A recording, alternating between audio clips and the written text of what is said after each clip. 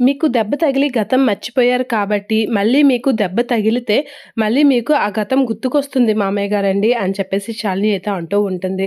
మళ్ళీ మీకు ఆ దెబ్బ తగిలితే దెబ్బకు దెబ్బ గతం గుర్తొచ్చేస్తుంది అని అనేసరికి ఇక రఘురామ్ అయితే మేడపైకి వెళ్తూ ఉంటాడు. మేడపైకి వెళ్ళి దూకడానికైతే అలా చూస్తూ ఉంటాడు. నేను చెప్పింది బాగానే వర్కౌట్ అవుతుంది. మామయ్య ఖచ్చితంగా మేడ మీద నుంచి దూకేస్తారు. ఈ పట్టున ఏకంగా పైకే వెళ్ళిపోతారు అని శాలిని అయితే హ్యాపీగా ఫీల్ అవుతూ రఘురామ్ వైపు చూస్తూ ఉంటుంది.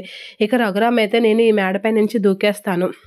మేడపై నుంచి దూకేస్తే ఖచ్చితంగా నాకు గతం గుర్తొస్తుంది అనైతే ఆలోచిస్తూ ఉంటాడు. కరెక్ట్‌గా చేస్తున్నారు మామయ్య అని శాలిని అనుకుంటూ ఉంటుంది. ఇక రఘురామ్ అయితే మేడపై నుంచి దూకేయడానికి రెడీ అవుతూ ఉండగా చంద్ర అయితే వెతుక్కుంటూ వచ్చి మామయ్య అని గట్టిగా కేక వేస్తూ ఉంటుంది. అలా మీద నుంచి దూకబోతున్న రఘురామ్‌ని అయితే దూకకుండా ఆపుతూ ఉంటుంది చంద్ర. అలా చంద్ర ఆపగానే ఒక్కసారిగా శాలిని అయితే షాక్ అయ్యి ఇదెందుకు ఈ టైంలో వచ్చింది అని చెప్పేసి అయితే చిరాకు పడుతూ ఉంటుంది. అలా చిరాకు పడి వెనక్కి వెళ్ళిపోతూ ఉంటుంది. ఇక రఘురామ్‌ని కిందకి తీసుకొస్తే రాజశ్రీ వీళ్ళందరూ అసలు మీరు టెర్రస్ పైకి ఎందుకు వెళ్ళారండి అని అడిగేసరికి నేను నాకు దెబ్బ తగిలితే మళ్ళీ నాకు గతం గుర్తుకు వస్తుందంట. అందుకే ఖచ్చితంగా నేను టెర్రస్ పై నుంచి పడిపోతే నాకు ఖచ్చితంగా గతం గుర్తుకొస్తుంది అని రఘురామ్ అనేసరికి అందరూ షాక్ అవుతూ ఉంటారు. ఏంటి అసలు మీకు ఈ ఆలోచన ఎలా వచ్చింది అని చెప్పేసి అయితే అడుగుతూ ఉంటారు. విరాట్ అయితే షాక్ అవుతూ ఉంటాడు.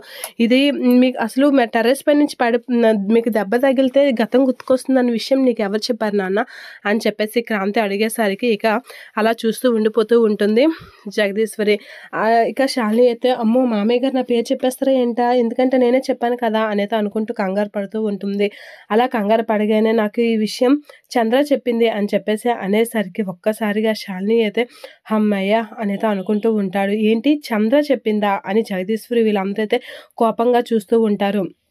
చంద్ర చెప్పడం ఏంటి అని అనేసరికి నేను చెప్పడం ఏంటి అని చంద్ర షాక్ అయ్యి అలా చూస్తూ ఉండిపోతూ ఉంటుంది. అసలు నేనెందుకు అలా చెప్తాను అని షాక్లో అలా ఉండిపోయేసరికి నాకు చంద్రనే చెప్పింది అని రఘురామ్ అంటూ ఉంటారు. ఇక అందరూ అయితే షాక్ అయ్యి చంద్ర వైపు అలా కోపంగా చూస్తూ ఉంటారు.